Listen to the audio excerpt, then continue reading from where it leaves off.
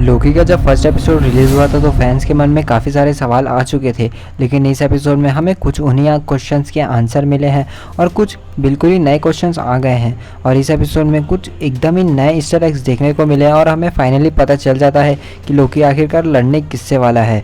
तो अगर आपने एपिसोड को देख चुका है तो आज की इस वीडियो को स्टार्ट करते हैं। अगर नहीं देखा तो आप सबसे पहले देख लीजिए, वरना मैं बिल्कुल भी नहीं चाहता कि मैं आपको कोई भी स्पॉइलर दे दूँ।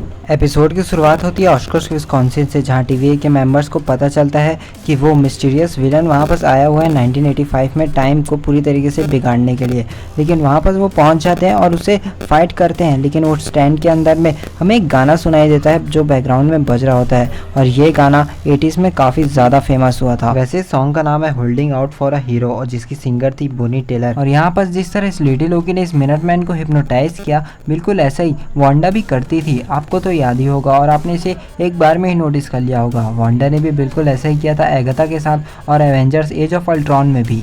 और जिस सॉन्ग की थोड़ी देर पहले मैंने अभी बात की, उसके लिरिक्स पर हम ध्यान से देखें तो उसमें लिखा होता है where have all the good man gone and where all the gods. यानी कि यहाँ पर द गॉड्स का मतलब तो क्लियर है कि टीवीए में जितने भी वो 3 देवता हैं टाइम को एक साथ सेक्रेट टाइमलाइन में लाने वाले, वो आखिरकार गए कहाँ? अभी तक हमें उसके बारे में कुछ पता क्यों नहीं चल पाया। हाँ, अब आप कहने वाले हैं कि अभी तो सिर्फ 2 ही एपिसोड आया है लोकी का, इसमें हमें क्या ही पता चल जाएगा। हाँ, चलो ठीक है, आगे बढ़ते हैं। उसके बाद उसमें एक और लाइन होता है जहाँ पर लिखा होता है I am holding out for a hero till the end of the night. यानी कि यहाँ पर हो सकता है मोबियस लोकी का साथ दे लोकी के चले जाने के बाद भी, क्योंकि लोकी आखिरी में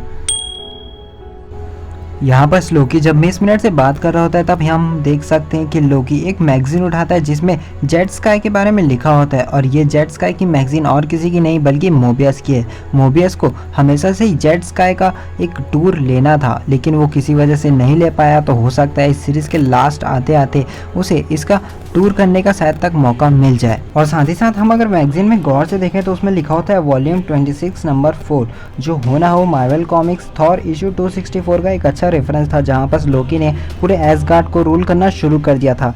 हालांकि आगे चल के उसमें कुछ चेंजेस किए गए थे, लेकिन लोकी एसगार्ड को पूरी तरीके से रूल कर रहा था।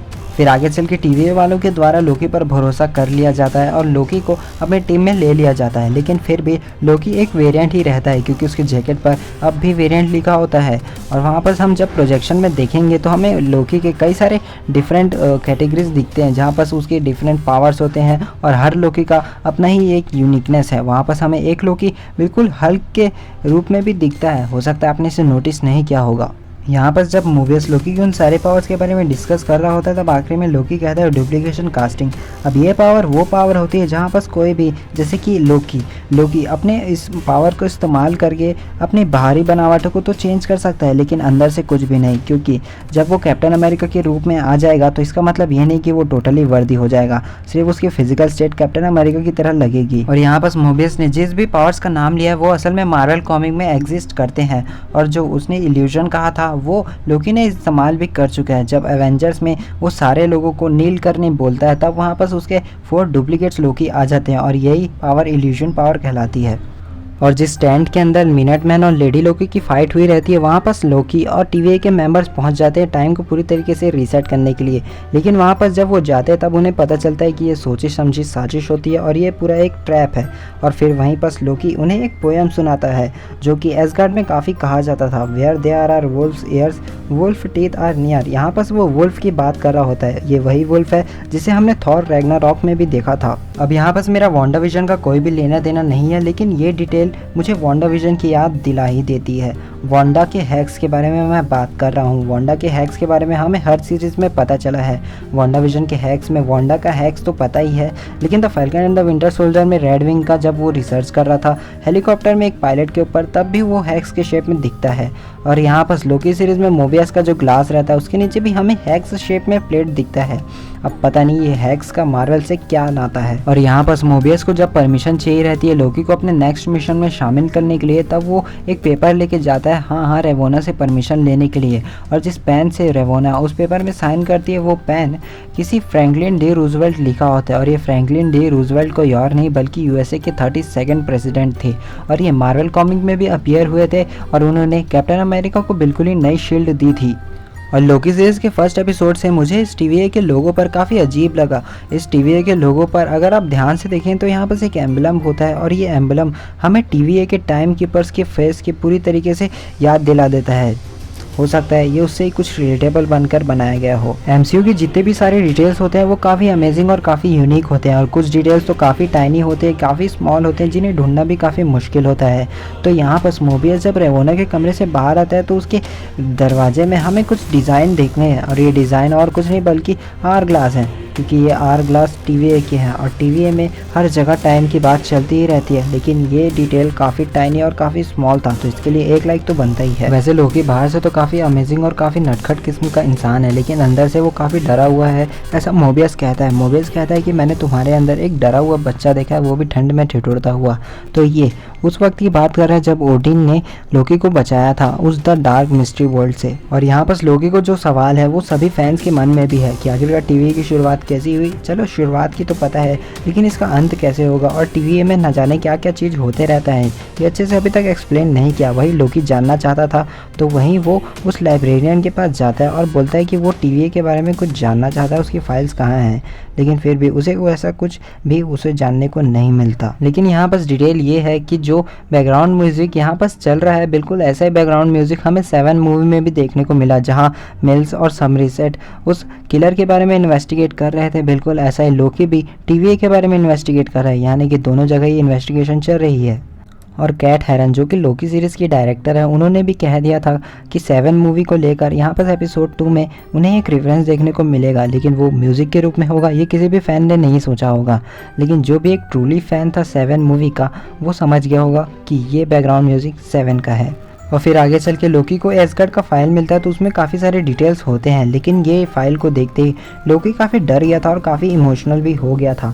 लेकिन यहाँ पर कोड नेम में लिखा होता है रिवेंजर्स, तो शायद तक वो सोच रहा होगा क्या एवेंजर्स आए थे। लेकिन मैं अगर आपको बताऊँ तो थॉर रैग्नारॉक में जब हेला के साथ थॉर लोग लड़ रहे होते हैं, यानी कि वो टीम थॉर, वैल्केरी और लोकी की, तब उन्होंने अपनी टीम का नाम रिवेंजर्स रखा था। हाँ, उन्होंने मजाक में रखा होगा, लेकिन इसे TVA में काफ़ी सीरियसली ले लिया गया। फिर आगे चल के जब लोकी मोबियस को समझा रहा होता है कि मैं कुछ भी पॉसिबिलिटी ट्राई कर लूँ, अगर कोई भारी तबाही होने वाली है और सब खत्म होने वाला है, तो मैं जितना भी टाइमलाइन को चेंज करने की कोशिश कर लूँ, टाइमलाइन बिल्कुल भी चेंज नहीं होगा। और फिर जब लोकी ये कहता है कि मैं अगर ब्रिज से हल्क को फेंक दूं, तो हमें थॉर रैग्नारॉक का एक वही सीन याद दिला जाता है जहां हल्क सच में ब्रिज से गिर गया था जब वो वुल्फ के साथ लड़ाई कर रहा था। तो और यहाँ पर आता है सबसे अमेजिंग सीन। TVA वालों को जब पता चल जाता है कि वो लेडी लोकी अब लामा में आने वाली है, तब वहाँ पास रॉकस्टार्ट कॉरपोरेशन का एक कंपनी होती है।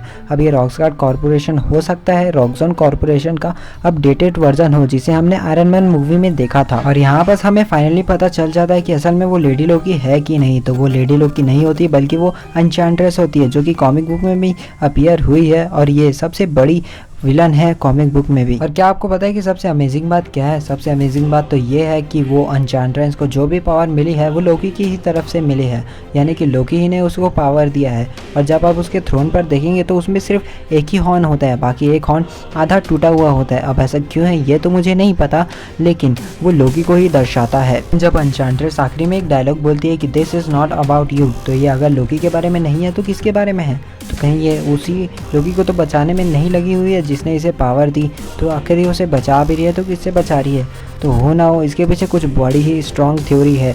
और हमें पता चल जाता है कि एन्चेंट्रेस उस सारे रिसर्च चार्ज को चोरी क्यों कर रही है, तो वो उसे अलग अलग जगह पे फिट करके बिल्कुल ही वहाँ की टाइमलाइन को चेंज कर देती है और इसी वजह से एक नया मल्टीवर्स क्रिएट हो जाता है। और यहाँ से TVA में भी काफ़ी हंगामा मच चुका है कि बिल्कुल ही नया मल्टीवर्स क्रिएट हो रहा है। इससे हम doctor strange multiverse of madness का भी एक थ्योरी निकाल सकते हैं कि मल्टीवर्स ऑफ मैडनेस में स्टीवन स्ट्रेंज जिस टाइमलाइन को सुधारने वाले हैं, उस टाइमलाइन की मल्टीवर्स की जो रियलिटी है वो क्रिएट हो चुकी है। जिसकी गलती से ये हुई उसकी शुरुआत तो हो ही चुकी है, क्योंकि मल्टीवर्स ऑफ मैडनेस में हमें डॉक्टर स्ट्रेंज सारे टाइमलाइन को एक साथ एक सेक्रेट टाइमलाइन में लाते हुए दिखा सकते हैं। और जो गलतियाँ हुई है वो हमें लोकी के इस सेकंड एपिसोड में तो दिख ही गया। अब जहाँ से नए नए टाइमलाइन क्रिएट हुए हैं वो लोकेशन भी तो देखिए, एसगार्ड, टाइटन, ईगो, न्यूयॉर्क और वॉर्मिर। मैं इसके ऊपर भी डिटेल वीडियो बना दूंगा कि अगर यहाँ पर टाइमलाइन बिल्कुल नई क्रिएट हो गई तो बिल्कुल ऐसा क्या ही बदल जाएगा। तो मिलते हैं आपसे नेक्स्ट वीडियो में न्यू टॉपिक के साथ। हालांकि अगर आपने मुझे इंस्टाग्राम पर फॉलो नहीं किया है तो कर लेना, और चैनल को सब्सक्राइब नहीं है तो कर लो, क्योंकि मैं जल्दी इससे रिलेटेड भी वीडियो डालने वाला हूँ और नए नए एपिसोड पर वीडियो डालते ही रहूँगा। मिलते हैं आपसे नेक्स्ट वीडियो में न्यू टॉपिक के साथ।